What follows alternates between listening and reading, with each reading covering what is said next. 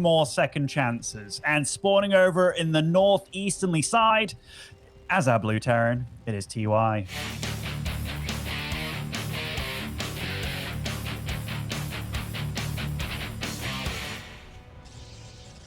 Representing Alpha X as well as America, it is the Protoss player, Astrea.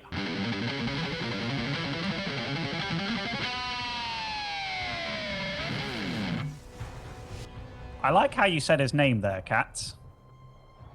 Astrea? Well, you kind of said it like ass-tray. Ah. Oh. Like ashtray, you mean? Yeah, but like ass-tray. Oh, like ass first. Yeah.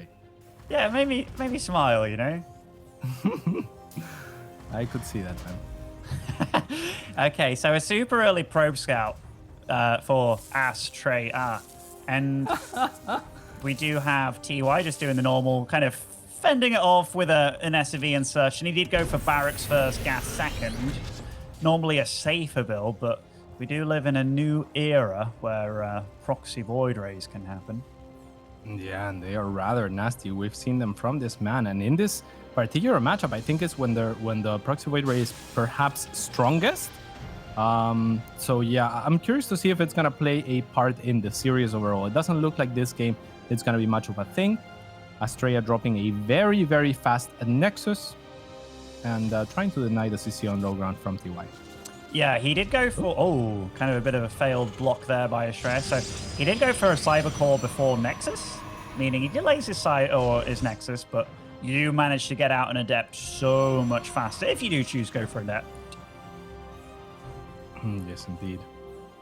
So, yeah, what do you make of this openers, Ben? Do you like either better than the other? Is there nothing to be said as far as advantages being taken early on? I thought you were getting ready to ask me another question about something totally not StarCraft related then, but I like them both. They're both very, very standard, very safe, very cool. What do you think the question was, Ben? I'm now curious. You know, Imagine that I had asked that question. I cannot make up your questions for you, Cats. No, but you had something in mind, surely. No. You thought I was walking a different path. I don't predict what you're going to ask me. So far, they've been all over the shop that would be a waste of energy. You know? Like, true, yeah. I've already wasted so much time going bold, Cats, that, you know, I've got StarCraft to watch, people to pwn, I guess. This is true. All right, the Adept looking for a Reaper kill will not find it. Instead, it will just go scout and find an SUV for his trouble, so not the worst thing in the world. On the side of TY, there is a single Hellion being produced and reactored Marines. Is this just a safety measure, or are we going to see a Swaparoo soon? Safety. Also one of those, if you have a Hellion and a Reaper, you can scout with that for sure. This is that Adept is on the wrong side of the tracks right now and will die. I guess he delays the attack of those two units and can maybe get a wall up now, but interesting. Blink is coming up, and it looks like we're gonna see like something like a 7 Marine, 1 Widowmine drop on the medevac. I'm not sure if there's gonna be more Hellions to join at the front or something like that. At present, there's just Widowmines being produced. So I imagine this is a little bit faster of a timing. It's not super committed. We could see a mech transition out of this, right? That the stim seems awfully delayed. We absolutely could. We absolutely could. Like, I dare say we'll see he's going for his second and third barracks now. So that's cool. That's cool by him. And the Hellion tried to get in at the natural there. And the Reaper is... Oh my gosh, he actually got through. Gets a full scout. Astrea choosing not to spend the force field there. So will cost him a probe, but I think maybe that's okay. Also the scout, of course, but there's not too much to scout. I mean, there's 3 bases. Your opponent is being greedy. They probably don't have much else to work with or any aggression inbound. So the thing for me, Ben, is with the setup that TY has and has made for himself, there is this 1 Widowmine drop. First of all, let's see if it can do anything. It's too much, perhaps. No, just 3 probes. No commitment from the Marines onto the medevac, as he did decide to go bio. So those are gonna scale up well with combat shields, stim, and upgrades as they come. Yeah. But the Widowmine in the natural blew up as well and actually got out of there. Like, it just wiggled its way. So does get to keep one of those Widow Mines alive, which is cool for him. TY, on the other hand, he's opting for a Raven. This looks like it's going to be very aggressive by TY. Okay, that's exactly what I was going to ask, Ben, is if there was an opening for aggression. I guess he has to still wait for Stim and potentially combat shields, right? Is that too late? Because Astrea has taken such a fast third, and with the Stim being delayed for TY, I feel like he can't do anything until he's, you know, fully developed.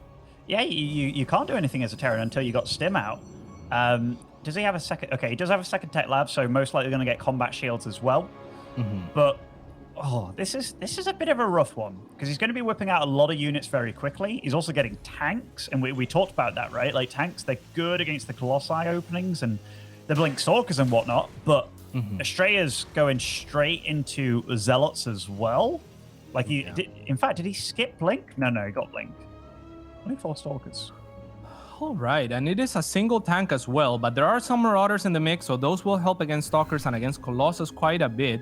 So it's a well-rounded army on either side. I don't look at either army and I think, okay, this player has no chance. It's going to come down to positioning, I think, and it's going to come down to those shield batteries and just overall target firing and, you know, whatever micro happens during the fight. So let's see it. The Stalkers are trying to do what they can, identifying that the Marauders don't have concussive shells, are actually going to poke and try to spend as much energy from those medevacs, I guess, as possible, because they certainly weren't killing anything. Okay, the Raven doing a little bit of harass at the natural, but nice reaction by Astrea. Barely loses anything, actually, just 1 probe. But it's back again. Raven getting an extra few kills this time.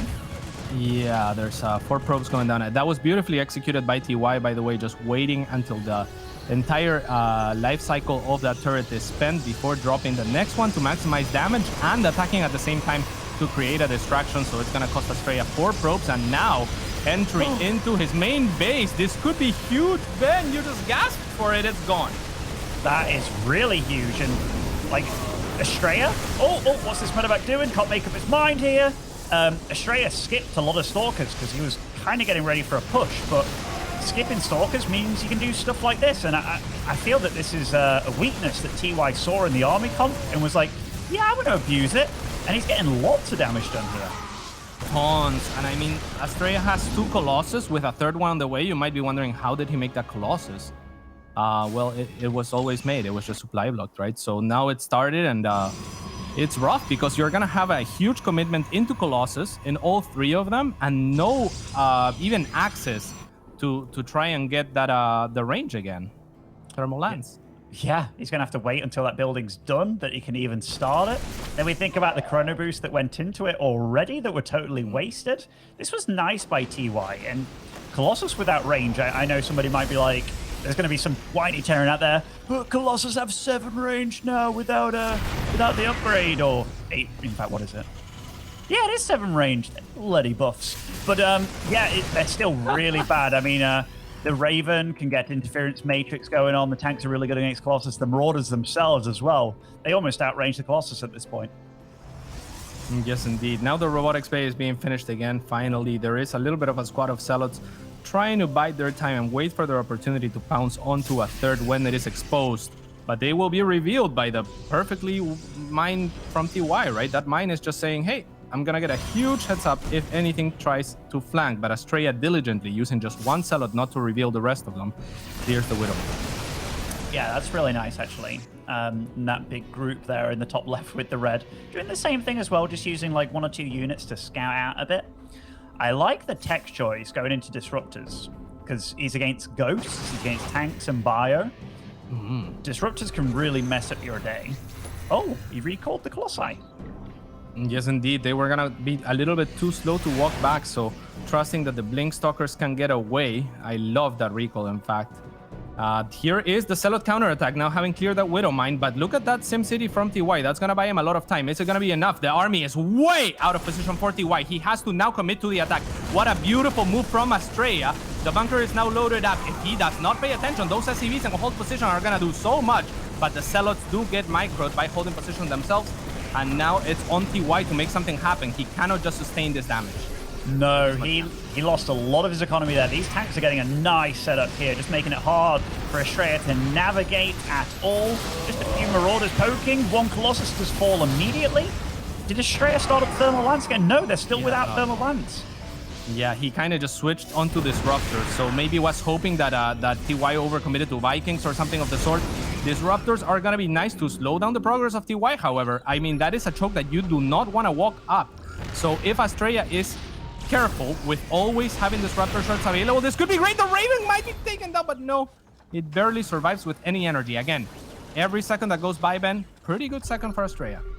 It is, but we can't pretend that TY's completely out of it. Oh my gosh, Astrea's going for it. Upon seeing all the bio completely out of position, TY. What's going on here? But it doesn't go without losses himself.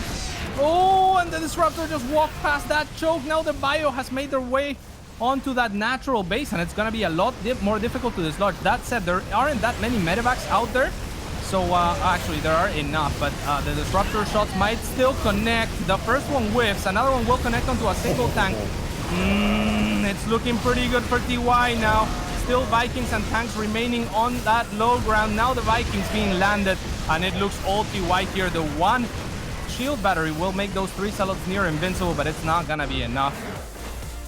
GG. TY will take game 1, but not without sweating it. No, certainly not. Can you imagine if that Zealot run by didn't kill like 20 SCVs, by the way? Like, TY would have stomped that game, I felt like, but I don't even know what necessarily went wrong for Astrea. TY he played solid, man. He played really solid. He played great. That was such a great position with the tanks as well. But yeah, I think not having Thermal Lance on 3 Colossus definitely, it was not great for Astrea there on defense. And I was actually a little bit surprised that he went for the tanks when they became exposed. I mean, I can see that there was an opening there, but I thought if you just keep holding, you did so much economic damage and you're taking a 4th base, right? So why do you have to go out at all? Yeah. That's what I was thinking anyway. Always one of the things that as a Terran you kind of worry about is, how do I push with my tanks? Like, because obviously they're immobile once they siege up. So the fact that he didn't have to, Astrea pushed into him when he had that position. Yeah, I think Astrea could have been a bit more patient. Also, I think the Disruptor dodging was really good by TY, but there was no flank setup or anything, because TY totally caught him with his pants down by running into natural like he did. Overall, TY had like 30 seconds where he had to make something happen, and he did. And that's the thing. We could be like, Astrea, you shouldn't have done that. But we also have to realize TY is putting him in a really gnarly position, and he saw the bio move away. He felt that was his only shot. Overall, just well played, well handled by TY, even doing little things in the game. The Reaper harass at the 3rd base, it's like, why are you shooting that Nexus? The whole time it was like, I hope you send units over here to deal with it, because I'm Widowmine dropping you right now. Just very smart. Yeah, TY always is. But yeah, I mean, running when the tanks are exposed, I think you have to think, okay, where did the bio? Why are they exposed? Where is the bio, right? And that is a position on that map that wins so many games for all races, right? The position between the natural and the main base, because it's difficult for the defending player to always hold the watchtower. And from the watchtower, you can stage so much because you can see everything that's coming. There's a choke that's coming out of those bases. So if you ever have the space to maneuver over there and seize that position in the middle, it's so difficult to break. And we saw TY taking every opportunity that he could take, that he was allowed. It's small mistakes by Astrea, but being capitalized as best as they could be from one of the best in the world. Yeah, certainly. We'll see what happens here, because the next map will be Ice and Chrome. Ice and Dream for you, Rotterdam. Ice and Chrome for the rest of us, yeah, like, will TY whip out the mech again? This is the map they played on in the War Chest Team League, by the way, where TY's team did 4-0 Ravi's team. Just, for those that don't remember. And TY played super weird. He did a lot of the stuff that we saw of him against, was it him against Trap? Where it's like the proxy racks and doing all the Hellion drop, Widowmine drop, all those shenanigans. So, yeah, I'm looking forward to it. Do you think we'll see mech then from TY again? Is that a real possibility on this map? I mean, it's a possibility, but you must have this feeling as well. You know when you do a strategy and it just fails? And it's like, why did I even do that? Especially when it's not what other people do already. Well, it depends, Ben. If it's, exactly. If it's a strategy that not a lot of people do and you put faith on it and you think it's good and it fails, oftentimes I get the opposite feeling. I'm like, I'm going to show that it can work. right? I'm gonna show that it does work. But it's if TY is thinking that, and then he's thinking, is this the time to be stubborn? And he's saying to himself, right? He's like, TY, is this a smart choice right now? Do I let him get back into the series and potentially get myself knocked out of this? No, TY, you're better than that. Maybe we'll do something else. You know, as I say, we like me and TY were close. We're real close. Yeah. And he tweets at me. He did. Yeah, now and then. He tweets about Clem being a god, you know. To you though. Yeah, I mean. All right. Yeah, sure. This is gonna be fantastic. The players are ready. So yeah, the wait won't be much longer. Ice and Chrome will be the map. I am personally hyped to see some mech. I think it's a pretty good map for tanks in general, good map for liberators, good map for the chunky units, you know, and it's a very positional map. So we'll see if TY wants to do something with that, or if, like Ben is saying, he will kind of just give up on the strategy and maybe this is not the place. You know, maybe he's thinking about those chunky units and thinking about how they're units too, Cats, and he maybe wants to go with a whole comp of those guys. Who knows? Who knows? Yes, indeed, Ben. All right. Well, Astrea is gonna have something to say about that. So we'll see. We'll see indeed. The map is now loaded up. So we are joining. Right? Meow. Meow. There we go. Oh, I'm going to introduce him this time. Spawning over in the top right-hand side. Play for Team Alpha X. It is Astrea.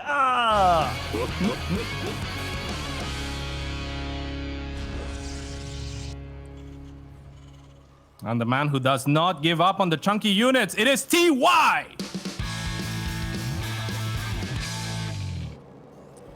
Now with somebody else saying Astrea's name, you heard it, right? Yes, but I mean, you were trying to stress on what you wanted me to hear, so of course, yeah. No. That just came out naturally. Like those. This is the thing with British accents, Cats. Like, you know, if I try and say the two words here, if I try and say like beer and can, now I'm going to say it in one word and tell me what you hear. Beer can. Beer can. This is like Emma says on YouTube. Say again. Beer can. I feel like you're going to a Justin Bieber concert later. What, really? Do you not hear like kind of, you know, maybe a Caribbean, maybe a Jamaican accent of a guy saying bacon? What? No. Like, no, man, I did not. Beer can, man. No, you don't hear it. I do now. Well, I'm just saying. Some of these words, they just sound like they do, Cats, you know? Yeah, I completely agree. I mean, yeah, I haven't, like, we were talking about this in one of the breaks. I have not watched Peaky Blinders purely because it's so difficult to understand for me, actually. Yeah, I mean, to be fair, they are from Birmingham, and, you know, that's a part of England we don't talk about, okay, Cat? What does that even mean? All right, the CC has been mispositioned. All right, then. So is it in the north or the south? It's definitely not the Midlands now. It's in the Midlands, Cat. Oh, really? Okay. So the Birmingham accent, actually, just to talk about it a little bit, because there is some backing to what I'm saying here. I'm not just being offensive. It is. I'm sure. It was voted the least attractive accent in the UK. I'm glad you clarified that you're not just being offensive, Ben. No. You're being offensive with facts. And is that offensive? It's only offensive if you don't like the facts. Like, you know what I'm saying? Yeah, I suppose. All right, so we have a Twilight Council on the way for Astrea. Ben, you're gonna kill me, man. And yeah, is there anything out of this game that looks out of the ordinary here for you?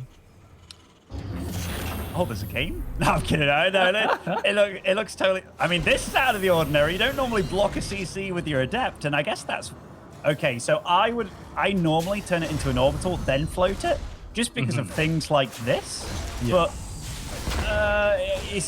like, StarCraft 2 is a game of subtleties, right? And Astrea can definitely be like, oh yeah, okay, that was something that doesn't always happen. That's definitely decent. Yeah, that's a very cute recall as well. Saves the Adept. I'm not sure that there was another play that saved it because the Reapers and the Hellion would have caught up with it. So very nice move from Astrea. And yeah, I agree, Ben. I usually prefer morphing the CC on the low ground as well, because then you're gathering energy at least while you're floating, right? That's the thing. But of course, otherwise you can, if you have an oversaturated main, sometimes it's worth it economically to just transfer those workers first and as soon as possible. So both approaches definitely have their pros and cons on multiple fronts. So Astrea's going into Blink with like 3 gateways. It's not the parting Blink follow-up. He's been going like 4 gateways and just being super duper aggressive with it. But he is getting the Warp Prism, which does signify he's going to be on the aggro front, which is kind of where you want to be as a Protoss. Like, you can obviously play the defender's role, but against TY, you always want to find out what exactly he's doing. Yeah, and it's going to be a Raven to start us off, as well as Marines being produced from the barracks. This is not an indicator of much of anything. It's not going to be mech. We know that for sure, as multiple barracks are being created. And here comes the first Widow Mine. Astrea not moving fast enough, or is he? Actually moving perfectly in time. The second Widow Mine will make its way to the main, where he will not be able to move. Oh, no. Okay, that's pretty good, actually. Only losing 1 Stalker and 2 probes. It could have, it looked like it should have been much worse. Astrea handled that super well. Super well. His offensive hasn't got anything done just yet. But now that he's cleared up the Widow Mine, now we can focus 100% on the offensive, because there is no chance in hell that there is anything else coming at him. But yeah, let's see what he can get done. On the side of TY, though, I can't help but to feel like that Widow Mine better targeted could have killed so many probes, but the Observer will be taken down. That's a little bit of a breather for TY, though. There is another Warp Prism to spot for the Blink Stalkers should they choose to blink onto that high ground. Instead, they will blink onto a bunker and take it down promptly. Now we'll have to retreat most likely. Hey, retreat, hello? Yeah, I'm feeling a bit worried for Astrea here, because this third of his, it's super late, Cat, super late. I don't know what else went wrong in this game for him, but he should be not as behind as he is. Being equal on workers with your Terran opponent here, not good. Okay, he's really banking on this getting a lot done. Yeah, these Stalkers can one-shot a CV, so he's going to want to walk them together and shoot together. There's a 4 going down, so that's something. A Marine will go down, but so will a Stalker, so a little bit of an overextension, but all in all, Astrea does have the possibility to restabilize as Thermal Lance and a Colossus are being produced. Those are going to be the type of units that are going to serve as a great anchor against this type of composition, especially if he can get rid of the Raven somehow. The Raven's a big deal here. Like, anti-armor missiles, great. Interference matrix is great. Even if you want to do turrets, I guess, for harassing like a mineral line, which we've seen him do in this series. Okay, Stim's finishing up. Now he's got the real power punch, and he's putting down a 3rd on location behind this. And Astrea barely has anything at home. Yeah, he has nothing, really. There might be a Colossus coming out, but Interference Matrix is readily available and will go down right away. And now TY looks like he's just going to Stim into a potential victory here, as the Colossus will fall to just 4 units. Expertly done. Surgical yet again. It's the surgeon, this man. He really is. And I mean, Astrea is trying to do counter damage on TY's side of the map, but this Warp Prism's just getting shut down, and there's just one happy little Zealot over here, but he doesn't know about the damage that's been done back home. Yeah, he probably doesn't know. He hasn't gotten the memo. It's not going well. And Astrea will have to GG out as TY